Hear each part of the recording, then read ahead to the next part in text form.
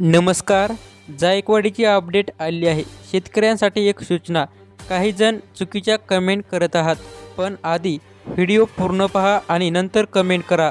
तर नाशिक नगरमधून जायकवाडीसाठी 55 TMCहून अधिक पाणी वाटप संघर्ष टळला.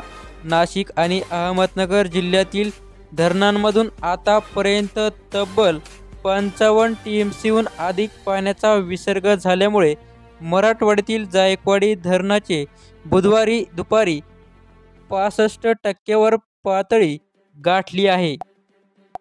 तर धरण किती भरले आहे, आपण डिटेल अपडेट पुढे पाहणार आहोत.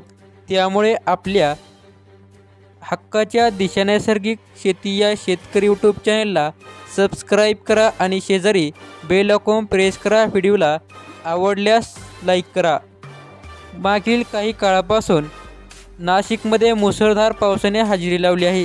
त्यामुळे प्रमुख धरणे तुडुंब भरली आहे. मोठ्या प्रमाणात अतिरिक्त पाणी सोडले आहे. तर जायकवाडीतील जलसाठा उचलण्यासाठी झाला आहे.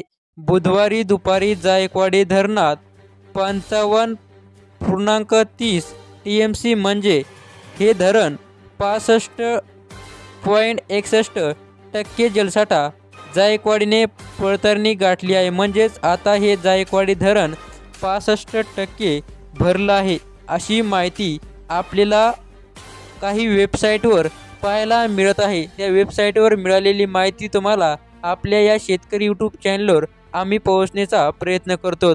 तर त्यालाही तुम्ही काहीजण चुकीच्या कमेंट करतात. तर मित्रांनो, ज्याला व्हिडिओ आवडत असेल त्यांनी लाईक करा, ज्याला नसेल आवडेल त्यांनी व्हिडिओ पाहू नका. धन्यवाद. जय हिंद, जय महाराष्ट्र.